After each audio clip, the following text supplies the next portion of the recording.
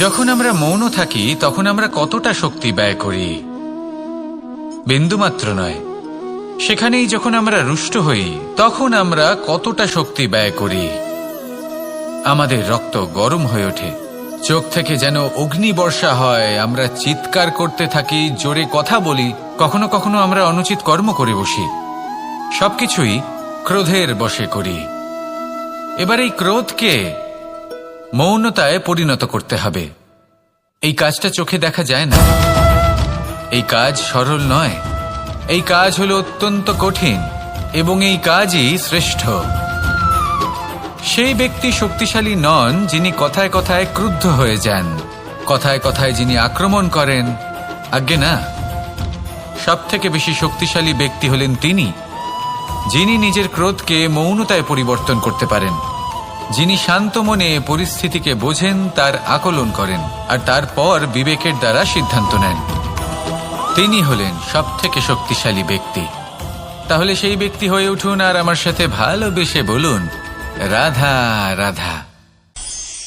জীবনে যখন আমরা কোনো পরিস্থিতির সম্মুখীন হই তখন আমাদের সামনে দুটো পথ থাকে, তাদের মধ্যে কোনো একটা নির্বাচন আমাদের করে নিতে হবে, এই মনে করে নিতে হবে। নির্বাচন এই সংসারের সবথেকে গুরুত্বপূর্ণ বিষয়। একটা নির্বাচন আপনার বর্তমান বদলে দিতে পারে, আপনার ভবিষ্যৎ বদলাতে পারে, আগামী প্রজন্মের জন্য ইতিহাস রচনা করতে পারে। একটা নির্বাচন। এবার দেখুন, যে পরিস্থিতি আপনার সামনে আছে আপনাকে সেই পরিস্থিতির সম্মুখীন হতেই হবে, সেই কষ্ট সহ্য করতেই হবে, সেই মতোই কাজ করতে হবে। শুধু এই বিষয়টা নির্বাচন করতে হবে যে এই পরিস্থিতির সম্মুখীন হওয়ার সময় আমি কি দুর্বল হয়ে থাকব নাকি আমি শক্তিশালী হয়ে থাকব। এই নির্বাচন এই মনের মধ্যে করতে হবে। আর এই নির্বাচন হলো সব থেকে বেশি গুরুত্বপূর্ণ নির্বাচন। যদি নিজের মনকে শক্তিশালী করে তুলে সেই পরিস্থিতির সম্মুখীন হন তাহলে কিছুই আপনাকে বাধা দিতে পারবে না। পূর্ণ নিষ্ঠার সাথে, সাহসের সাথে এই মনকে শক্তিশালী করে তুলুন, তাহলে কোনো সংকট আপনাকে না বাধা দিতে পারবে না ভাঙতে পারবে। আপনি নিজে সাফল্যের শিখরে পৌঁছতে পারবেন আর এই মন প্রসন্ন হয়ে বলবে, রাধা রাধা। জীবনে সব থেকে বেশি মূল্যবান বস্তু কি? ধন, স্বর্ণ, মাণিক্য, আভূষণ? না, এই সব কিছু মিলিয়েও সময়ের এক মুহূর্তের সামনে মলিন হয়ে পড়ে। এক মুহূর্ত যা এক দরিদ্রকে রাজা করতে পারে, যা এক রাজাকেও দরিদ্র করতে পারে। একটি মুহূর্ত যা আপনার আত্মবিশ্বাসকে পর্বতের শিখরে পৌঁছে দিতে পারে, একটি মুহূর্ত যা আপনার অস্তিত্বকে গভীর সাগরে বিলীন করে দিতে পারে। একটি মুহূর্তের খেলা। সবসময় জীবনে সেই ব্যক্তিকে সম্মান করুন, শ্রদ্ধা করুন যিনি আপনার জন্য সময় বের করে থাকেন। সবসময় সেই ব্যক্তির প্রতি নিষ্ঠাবান থাকুন যেই ব্যক্তি খারাপ সময় আপনার পাশে দাঁড়িয়ে থাকে। এই সময় সব থেকে বেশি মূল্যবান। আসুন আমার সাথে ভালোবেসে বলুন, রাধা রাধা। প্রজাপতি দেখেছেন? কি সুন্দর হয়, তাই না? এই প্রজাপতি, ওদের দিকে তাকালে নিজের অজান্তেই নিজের মুখে হাসি ফুটে ওঠে। কিন্তু এই প্রজাপতি জন্ম থেকেই এমন দেখতে হয় না। জন্ম থেকে এদের কাছে ডানা থাকে না, এরা উড়তেও পারে না। যখন একটি প্রজাপতি জন্ম নেয় তখন প্রথমে ডিম অবস্থায় থাকে সে। আস্তে আস্তে সেই কবচ সে ভেঙে ফেলে, খুব পরিশ্রম করতে হয় তাকে। তারপর কীটের আকার ধারণ করে সে চলতে থাকে, অনেক কষ্ট সহ্য করতে হয়, অনেক পরিশ্রম করতে হয়। তারপর তার রূপ বদলে যায়, তারপরে তার ডানা গজায়, তারপরে সে উড়তে পারে। এই নিরন্তর পরিশ্রমই সাফল্যের মূল মন্ত্র হয়। কখনো কখনো প্রতিভাও কম পড়ে যায় যদি নিরন্তর পরিশ্রম না করা হয়, যদি সমর্পণের ভাব মনে না থাকে, দৃঢ় নিষ্ঠা না থাকে। আর কখনো কখনো সেই ব্যক্তি যার মধ্যে বিশেষ প্রতিভা থাকে না, সেই ব্যক্তি নিরন্তর পরিশ্রম করে, নিজের মনে সমর্পণের বোধ জাগিয়ে তোলে, দৃঢ় নিষ্ঠার সাথে কর্ম করে আর সাফল্য লাভ করে। সেই জন্য আপনি জীবনে যেখানেই পৌঁছে যান না কেন, নিরন্তর পরিশ্রম করতে থাকুন। তবেই আপনার ভবিষ্যৎ রঙিন প্রজাপতির মতন গগনচুম্বী হবে। তবেই এই সংসার আপনাকে দেখবে এবং নিজের অজান্তেই এই সংসার নিজের মুখে হাসি ফুটিয়ে তুলবে এবং এই সংসার আমার সাথে ভালোবেসে বলবে, রাধা রাধা। পুরাণে আমরা দেখেছি যে মাতা পিতা কতটা মহান হতে পারেন। কিভাবে শ্রী গণেশ নিজের মাতা পিতাকে পরিক্রমণ করলেন এবং পরম পূজনীয় হয়ে উঠলেন। কিভাবে ভক্ত শ্রবণ নিজের অন্ধ মাতা পিতাকে তীর্থযাত্রায় নিয়ে যাবেন বলে নিজের কাঁধে ওনাদের বসালেন এবং বয়ে নিয়ে গেলেন। এরকম অনেক অমূল্য শিক্ষা আমরা লাভ করে থাকি পুরাণ থেকে। কিন্তু এসব কথা হলো পুরাণের কথা। কথা বলা যাক আমাদের জীবন নিয়ে। আমাদের এই জীবনে আমাদের মাতা পিতা কেন আমাদের কাছে এতটা অমূল্য? কেন আমরা ওনাদের এতটা ভালোবাসি? কেন আমরা ওনাদের এত সম্মান করি? আর কেনই বা ওনাদের এতটা সম্মান করা উচিত? মমতার কারণে। মায়ের মনের এক ধরনের মমতা, পিতারও এক ধরনের মমতা। এই দুইয়ের মমতা ভিন্ন, কিন্তু এনাদের দুজনের মমতার কেন্দ্রবিন্দু হলো ওনাদের সন্তান। মাতা মমতার কারণে সকালে তাড়াতাড়ি উঠে পড়েন, খাবার তৈরি করেন, এটা ভাবেন যে আমার সন্তান যেন অভুক্ত না থাকে। অন্যদিকে পিতা ইচ্ছে না থাকা সত্ত্বেও নিজের মমতাবোধের কারণে নিজের সন্তানের প্রতি কঠোর হন, তাকে জ্ঞান প্রদান করেন, শিক্ষা প্রদান করেন, কারণ উনি চান যে ওনার সন্তান যেন পরবর্তীতে উন্নতি করে, কখনো অভুক্ত না থাকে। এটাই হলো মমতা মাতা পিতার। আর এই মমতা সংসারের অন্য কোথাও আপনি পাবেন না।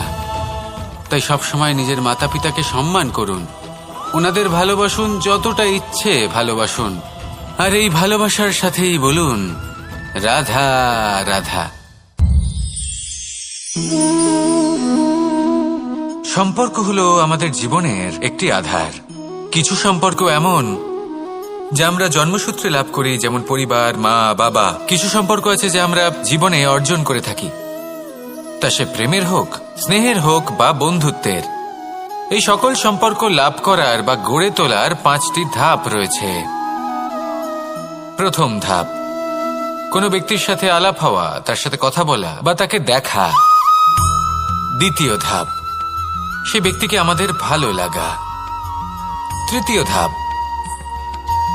আমাদের এটা চাইতে শুরু করা যে জীবনে এই ব্যক্তি যেন আমাদের বন্ধু হন, আমাদের জীবনে থাকেন, বা আমাদের কাউকে ভালোবেসে ফেলা আর এটা আমাদের ভাবা বা চাওয়া যে সেই ব্যক্তি যেন আজীবন আমার সাথে থাকেন, আমার জীবনে আমার সাথী হয়ে।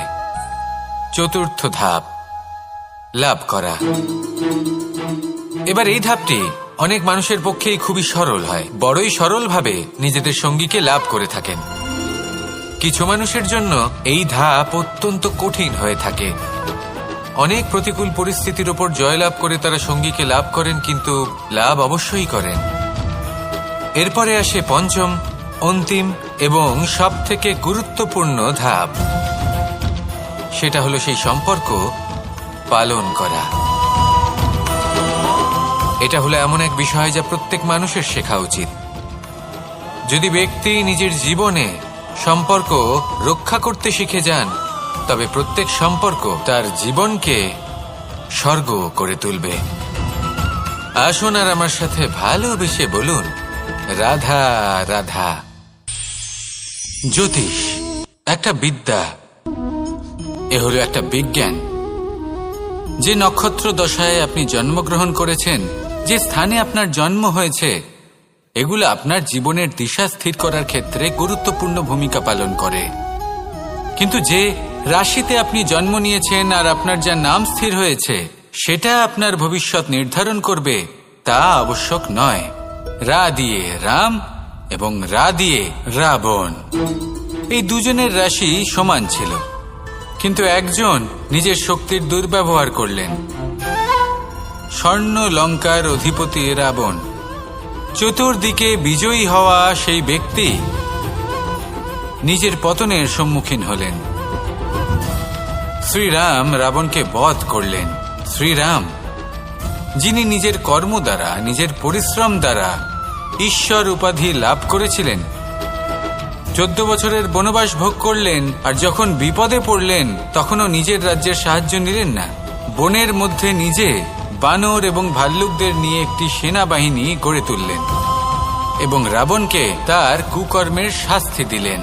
তাই সর্বদা এটা মনে রাখবেন, আপনার খ্যাতি, আপনার ভবিষ্যৎ আপনার কর্ম নির্ধারণ করে, আপনার রাশি নয়।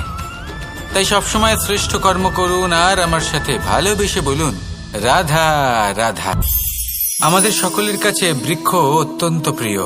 আমরা সর্বদাই চাই এই বৃক্ষ যেন সবুজ থাকে, ফুলে ফলে ভরে থাকে, আমাদের ছায়া প্রদান করে, তা যেন সুস্থ থাকে, আমাদের ফল প্রদান করে। আর সেই জন্য আমরা প্রতিদিন সেই বৃক্ষকে জল প্রদান করি। কিন্তু কখনো ভেবে দেখেছেন যে জল তো আমরা বৃক্ষের গোড়ায় দিই, তারপরেও এই জল সেই বৃক্ষের প্রত্যেকটি পাতায় ঠিক পৌঁছে যায়? এটা কিভাবে সম্ভব? কিছুটা এরকমই হলো আমাদের কর্ম। যদি এই পৃথিবীতে থেকে শুদ্ধ মনে সৎকর্ম করেন, এই কর্ম সোজা ঈশ্বরের কাছে গিয়ে পৌঁছয়।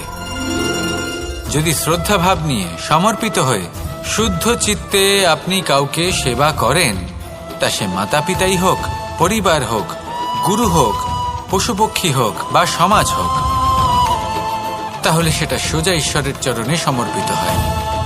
সবসময় সবসময় শুদ্ধ চিত্তে সমর্পিত হয়ে এবং মনে শ্রদ্ধা ভাব নিয়ে কর্ম করুন। ঈশ্বর নিজে থেকেই এর ফল আপনাকে প্রদান করবেন। আসুন আমার সাথে ভালোবেসে বলুন, রাধা রাধা। আশা এবং বিশ্বাস মানুষের জীবনের 2 অমূল্য স্তম্ভ। এটাই হলো ঢাল এবং এটাই হলো অস্ত্র। এটাই আমাদের রক্ষা করে এবং এটাই আমাদের জীবনের পথ প্রশস্ত করে। কিন্তু ছোট একটা সমস্যা আছে।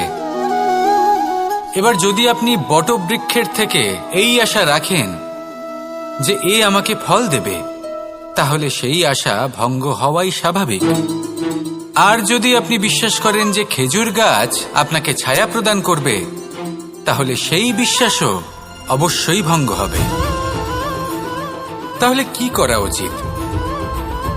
চোখ বন্ধ করে যে কাউকে বিশ্বাস করার আগে বা যে কারোর থেকে আশা রাখার আগে নির্বাচন করুন যে কার ওপর বিশ্বাস রাখতে চান, কার ওপর আশা রাখতে চান। তবে আমি তো বলবো যে বিশ্বাস করতে হলে নিজের ওপর করুন, যে এই সংসারে এমন কোনো কাজ নেই যা আপনি করতে পারেন না।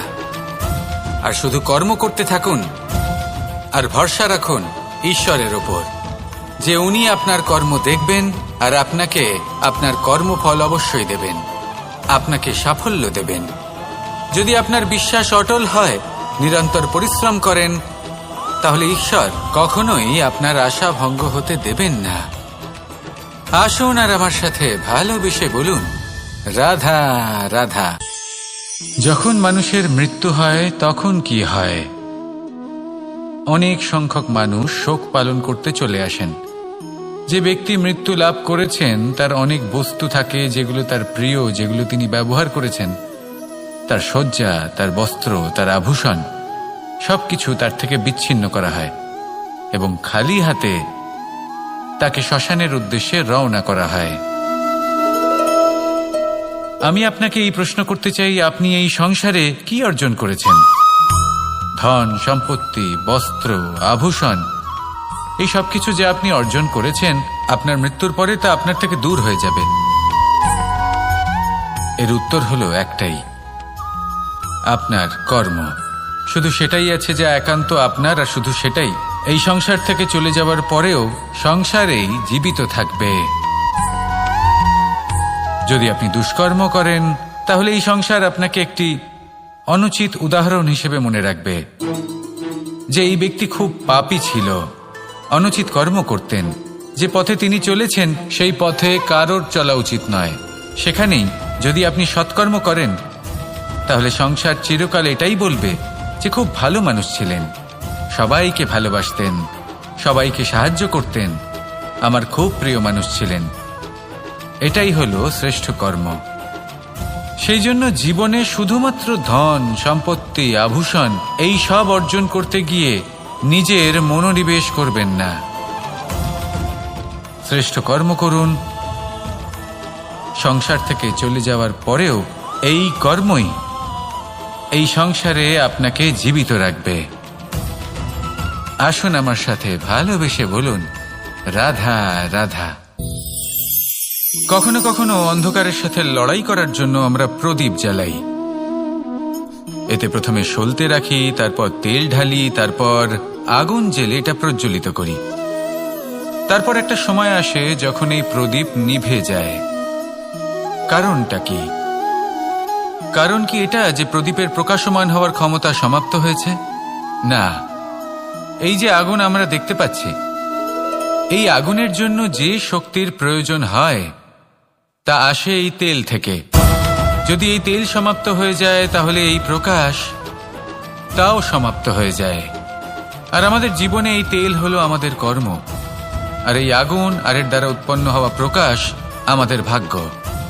যত আমাদের কর্ম ক্ষীণ হতে থাকবে, আমাদের ভাগ্য, সৌভাগ্য কোথাও না কোথাও লুপ্ত হয়ে যাবে। যে উজ্জ্বল ভবিষ্যৎ আমরা চাইছি তা কখনো লাভ করতে পারবো না যদি কর্ম না করি। ঠিক যেমন তেল ছাড়া অগ্নি উৎপন্ন হয় না, তেমনি কর্ম ছাড়া সৌভাগ্য হয় না। আর যেমন কর্ম তেমন ভাগ্য। তাই সবসময় কর্ম করতে থাকুন, কর্ম করা থামাবেন না। আর আমার সাথে ভালোবেসে বলুন, রাধা রাধা। এই শুকনো পাতাটিকে দেখুন, নিষ্প্রাণ হয়ে পড়েছে। কোনো একটা সময় এই পাতাটি একটা গাছের ডালে ছিল। সেই গাছ ওর লালন পালন করত। যখন যখন বাতাস বইত, এই পাতায় কম্পন দেখা দিত, মনকে প্রফুল্ল করে তুলত। কোনো একদিন এই পাতা গাছের ডাল থেকে ঝরে পড়ে গেল। নিঃসন্দেহে ও নিজের স্বাধীনতা পেল, কিন্তু আস্তে আস্তে শুকিয়ে গেল, নিষ্প্রাণ হয়ে গেল। দেখুন, আমি এই কথা বলছি না যে স্বাধীনতা অনুচিত, কখনোই না। কিন্তু যে কোনো পরিস্থিতিতে স্বাধীন হতে চাওয়া এটা নিশ্চিতরূপে অনুচিত। আমরা যদি আমাদের জীবনে পরিবারের গুরুত্ব ভেবে দেখি, তাহলে এই পরিবারে যতই মতভেদ থাকুক না কেন, যতই মনোমালিন্য থাকুক না কেন, যতই বিবাদ থাকুক না কেন, এই সব মিটিয়ে নেওয়া অত্যন্ত প্রয়োজনীয়। সেই সবকিছু সমাপ্ত করা অত্যন্ত প্রয়োজনীয়। কখনো এই পরিবারকে ভাঙতে দেবেন না, কখনো এই পরিবার থেকে দূরে চলে যাবেন না। এই পরিবার হলো আমাদের জীবনের একটা অমূল্য সম্পদ, অমূল্য এক আশ্রয়, যা এই সংসারে হয়তো কোথাও আপনি পাবেন না। তাই একে আগলে রাখুন। ভেবে নিন আপনি পাতা আর আপনার পরিবার সেই গাছ। আসুন আমার সাথে ভালোবেসে বলুন, রাধা রাধা। অনেক সময় আমরা জীবনে অনেক মানুষকে এমন বলতে শুনে থাকি যে আমি অসফল হয়েছি কারণ আমার সময় ভালো যাচ্ছিল না। আমি এই জিনিসটা লাভ করতে চাইছিলাম কিন্তু করতে পারলাম না কারণ আমার সময়টা ভালো যাচ্ছিল না। আমি আমার জীবনে ওই মহান কাজটা করতে চাইছিলাম কিন্তু করতে পারলাম না। কেন? কারণ আমার সময়টা ভালো যাচ্ছিল না। কিন্তু যে মুহূর্তে ভালো সময় আমার জীবনে আসবে, আমি সব কিছু প্রাপ্ত করব। এমন প্রায় প্রত্যেকেই বলেন। আসুন একটা কথা বোঝা যাক। একজন মালিকে দেখুন, সে প্রত্যেক দিন গাছের সেবা করে, তাকে জল দেয়, তার যত্ন আত্তি করে। কেন? প্রত্যেক দিন সেই গাছ ফল দেয় না। সঠিক সময় এলে তবেই সেই গাছ ফল দেয়, কিন্তু প্রত্যেক দিন মালি তার সেবা করে, তাকে যত্ন করে। শুধুমাত্র তখন করে না যখন সেই গাছ ফল দিতে সক্ষম। আর যদি মালি গাছের যত্ন প্রতিদিন না করে, তাহলে হয়তো সেই গাছ ফল দিতেই পারবে না। এটাই হলো আমাদের জন্য একটা শিক্ষা। যখন সময় আমাদের জন্য অপেক্ষা করে না, তখন আপনি সময়ের জন্য কেন অপেক্ষা করছেন? ভালো সময়ের জন্য অপেক্ষা করবেন না। ভালো এবং শুভ কর্ম দ্বারা ভালো সময়কে নিজের কাছে টেনে আনুন। নিরন্তর কর্ম করুন, পরিশ্রম করতে থাকুন। শুভ সময় আপনা থেকেই আপনার কাছে আসবে। আসুন আমার সাথে ভালোবেসে বলুন, রাধা রাধা। একে বালি বলুন, মাটি বলুন বা ধুলো বলুন, এ দিয়ে কত কিছু করা সম্ভব। এ দিয়ে আপনি নিজের বাসস্থান নির্মাণ করতে পারেন, প্রাচীর গড়ে তুলতে পারেন, অট্টালিকা নির্মাণ করতে পারেন। কিন্তু যদি এই বালিকে আপনি মুষ্টিবদ্ধ করে রাখতে চান, তাহলে তা হাত থেকে ফসকে যাবে। আপনি কখনোই একে মুষ্টিবদ্ধ করতে পারবেন না। এরকমই হয় আমাদের জীবন, আর এরকমই হয় সময়। এই মুষ্টিবদ্ধ করা বালির মতো। সময়কে আমরা বাধা দিতে পারবো না, আটকেও রাখতে পারবো না। এ হলো প্রবাহমান। জন্ম থেকে মৃত্যু পর্যন্ত এই যে সময়, তা খুবই সীমিত। আর এই সময় আমরা যেটাই করি তার দ্বারাই আমাদের মূল্য নির্ধারিত হয়। আর এই সংসার থেকে চলে যাওয়ার পরেও এই সংসার এই সব কর্মের জন্যই আমাদের মনে রাখে। তাই যদি আপনি এটা ভাবেন যে আজ যে কর্ম করার ছিল আমি না হয় কাল করে নেব, কাল আমার লক্ষ্যে পৌঁছানোর কথা ছিল আমি পরশু পৌঁছবো, না, এই সময় খুব মূল্যবান, একে নষ্ট করবেন না। এই সময়কে সদ্ব্যবহার করুন, মহান হবার পথে অগ্রসর হন। একে যদি মুষ্টিবদ্ধ করে রাখার চেষ্টা করেন, এই সময় থেমে থাকবে না। আসুন আমার সাথে ভালোবেসে বলুন, রাধা রাধা। আমাদের জীবনে অনেক ধরনের ব্যক্তি এসে থাকেন। কেউ কেউ আমাদের সাথে থেকে যান, কেউ আমাদের থেকে দূরে চলে যান। কেউ ভালো মানুষ হন, কেউ খারাপ মানুষ। কিন্তু আমরা সবসময় সেই সময়টাকে নিয়ে দুঃখ প্রকাশ করি যখন আমাদের জীবনে কোনো খারাপ ব্যক্তি প্রবেশ করেন। তারা আমাদের খারাপ অনুভূতি দেন, দুঃখ দেন, কষ্ট দেন। আমরা সবাই তাকে ভালো মন্দ কথা বলি। কিন্তু কেন? এমন বিভিন্ন ধরনের মানুষ, খারাপ মানুষ, ভালো মানুষ, সবার জীবনেই আসেন এবং সকলকেই একটা অমূল্য শিক্ষা দান করে যান। এবার আপনি নিজেই ভেবে দেখুন, জীবনে যখন প্রথমবার আপনি আগুন স্পর্শ করেছিলেন, তখন আপনি একটা শিক্ষা লাভ করেছিলেন যে আমাকে আগুনের থেকে একটু দূরে থাকতে হবে। তারপর আস্তে আস্তে আপনি শিখলেন যে কিভাবে এই আগুনকে নিয়ন্ত্রণে রাখতে হবে। তারপর আপনি শিখলেন যে কিভাবে নিজের জীবনে তাকে প্রয়োগ করতে হবে, তা সে অন্ধকারে প্রকাশ লাভ করার জন্য হোক বা খাবার বানানোর জন্য। সেইভাবেই কোনো খারাপ ব্যক্তি যখন আপনার জীবনে আসে, কোনো শিক্ষা দিয়ে যান, তার প্রতি কৃতজ্ঞ থাকুন। তার বিষয় খারাপ ভাবার বা খারাপ অনুভূতি নিয়ে থাকার কোনো প্রয়োজন নেই। সেই শিক্ষা লাভ করুন, ইতিবাচক মনোভাব নিয়ে জীবনের সামনে এগোতে থাকুন। কেউ নেই যিনি আপনাকে বাধা দিতে পারেন। আসুন আমার সাথে ভালোবেসে বলুন, রাধা রাধা। এই সংসারে অনেক অনেক এমন জ্ঞানী আছেন যারা নিজের সমস্ত জীবন জ্ঞান অর্জন করতে অতিবাহিত করেছেন। এই সংসারে এমন কোনো বেদ নেই, কোনো পুরাণ নেই, কোনো শাস্ত্র নেই, কোনো ভাষা নেই যা ওনারা জানেন না।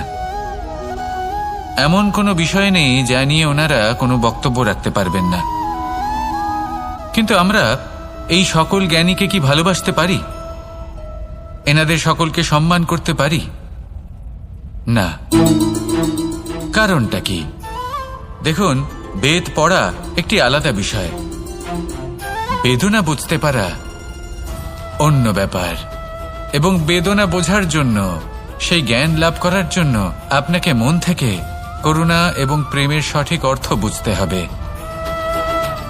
সামনের ব্যক্তির বেদনা বুঝতে হবে, তার যন্ত্রণাকে বুঝতে হবে।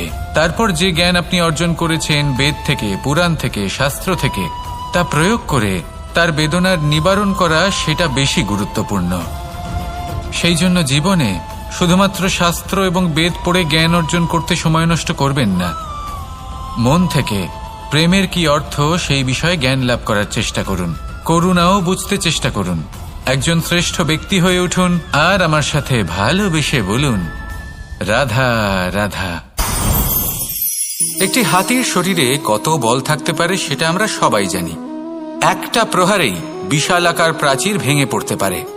কিন্তু সেটা তখন হয় যখন সেই হাতির নিজের শক্তির বিষয়ে কোনো ধারণা থাকে। যদি সেই হাতিকেই বন্দি করে নেওয়া হয়, তাহলে সেই হাতি তার পরাধীন থাকার অভ্যাস হয়ে যায়। এই পরনির্ভরশীলতা আমাদের শরীরকে নয়, আমাদের মনকে বন্দী করে ফেলে।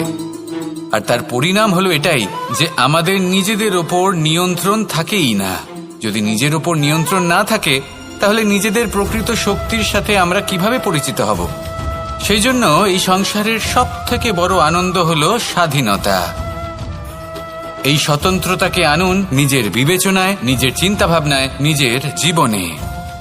কারোর কথায় প্রভাবিত হবেন না। নিজের বিবেকবোধ জাগ্রত করুন এবং এগোতে থাকুন।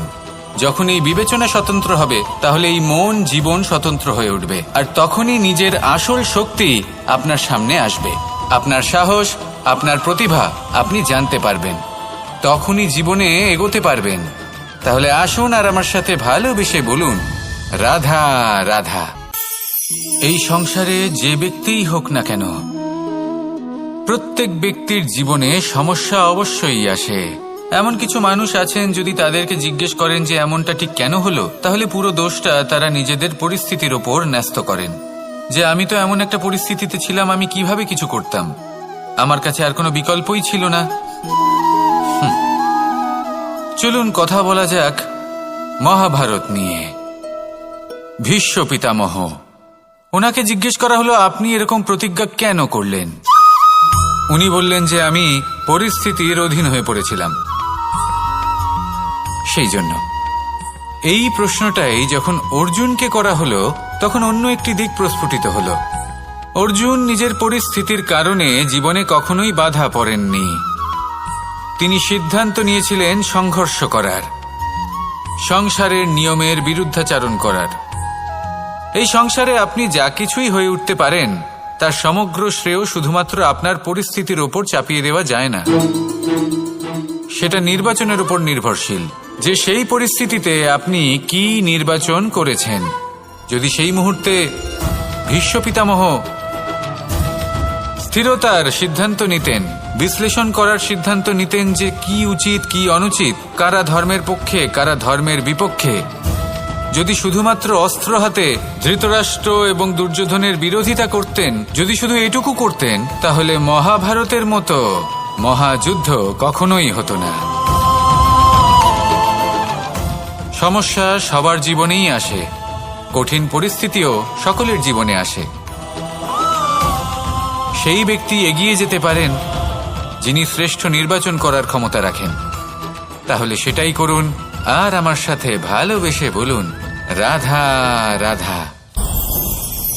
রাধা কখনো কখনো আমার জন্য বড়ই সুগন্ধি আতর নিয়ে আসে, পারিজাত ফুলের মালা নিয়ে আসে আমার প্রসাধন করবে বলে, এবং আমার সব থেকে বেশি প্রিয় মাখন নিজে হাতে বানিয়ে আনে আমাকে নিজে হাতে খাইয়ে দেবে বলে, সবকিছু আমাকে প্রসন্ন করবে বলে। কিন্তু আপনি কখনো ভেবেছেন যে এই আতর কিভাবে বানানো হয়? সহস্র ফুলের পাপড়ি একসাথে পিষে নিতে হয়, তারপরে তার থেকে যে রস নিঃসৃত হয়, সেই রস দ্বারাই আতর তৈরি হয়। অনেক সংখ্যক ফুলকে অসীম যন্ত্রণা ভোগ করতে হয়, তবে তারা আমার প্রসাধন সামগ্রী হয়ে উঠতে পারে। দুধ থেকে মাখন তৈরি করার জন্য কতটা পরিমাণ মন্থন সহ্য করতে হয় সেটা আপনি জানেন। ঠিক সেই রকমই হলো আমাদের জীবনও। বিপদও আসে, কঠিন পরিস্থিতিও আসে, এর সম্মুখীন হতে শিখুন। মনে রাখবেন, আপনি হলেন সেই দুধ যাকে মন্থন সহ্য করতে হবে মাখন হয়ে ওঠার জন্য। মনে রাখবেন, আপনি হলেন সেই ফুলের মতন যাদের পিষ্ট হতে হবে সুগন্ধি আতর হয়ে ওঠার জন্য, যাকে এই সংসার পছন্দ করে। কখনো কখনো জীবনে আপনার সাথে খারাপ শুধুমাত্র এই কারণে ঘটে যাতে আপনার শ্রেষ্ঠ রূপ এই সংসারের সামনে আসতে পারে। শুধুমাত্র কঠিন পরিস্থিতি এবং বিপদকে একটা সুযোগ হিসেবে দেখার চেষ্টা করুন। আপনার জন্য এই সংসার বদলে যাবে, সংসারকে দেখার দৃষ্টিভঙ্গি পাল্টে যাবে, আপনার ভাগ্য পাল্টে যাবে, আর এই মন প্রসন্ন হয়ে বলবে, রাধা রাধা। জীবনে অনেক সময় আমরা এটা দেখে থাকি যে আগামী প্রজন্ম সেই কাজটি করে যেটা তার পূর্ববর্তী প্রজন্ম করে গেছেন। একটা উদাহরণ দিই। তাহলে দেখুন, একদিকে আছে মাতা পিতা যারা আজীবন সংঘর্ষ করেছেন ধন অর্জন করার জন্য, তারপর তারই সন্তান তার সাথে এই লড়াই করে তার থেকে সমস্ত সম্পত্তি ছিনিয়ে নিল। তারপরে যত সময় অতিবাহিত হয় সেই সন্তানের সাথেও সেই একই ক্রিয়া ঘটতে থাকে। তার সন্তান তার সমস্ত সম্পত্তি ছিনিয়ে নেয়। তাহলে এমন কি সঞ্চয় করবেন যা পরবর্তী প্রজন্মকে দিয়ে যেতে পারেন, সেই বিষয়ে ভাবুন। ভেবে দেখুন, এই যে ধন সঞ্চয় আপনি করছেন, এর আসলে লাভ কি? অবশ্যই আবশ্যক, কিন্তু এটাই কি শুধু সবথেকে গুরুত্বপূর্ণ বিষয়, যেখানে আপনি জানেন যে আপনি এই সম্পত্তি ভোগ করতে পারবেন না, কারণ এই সমস্ত সম্পত্তি আপনাকে পরবর্তী প্রজন্মের হাতে সঁপে দিতে হবে। তাহলে ধন সঞ্চয় করুন, কিন্তু এমন একটা সম্পত্তি কেন সঞ্চয় করা উচিত নয় যার উপভোগও আপনি করতে পারবেন, পরবর্তী প্রজন্মকেও দিয়ে যেতে পারবেন, আর মতভেদও হবে না। এমন সম্পত্তি আছে, আর এই সম্পত্তি হলো প্রেম। যদি আপনার মনে কোনো কিছু সঞ্চয় করার বাসনা জেগে ওঠে, তাহলে প্রেম সঞ্চয় করুন।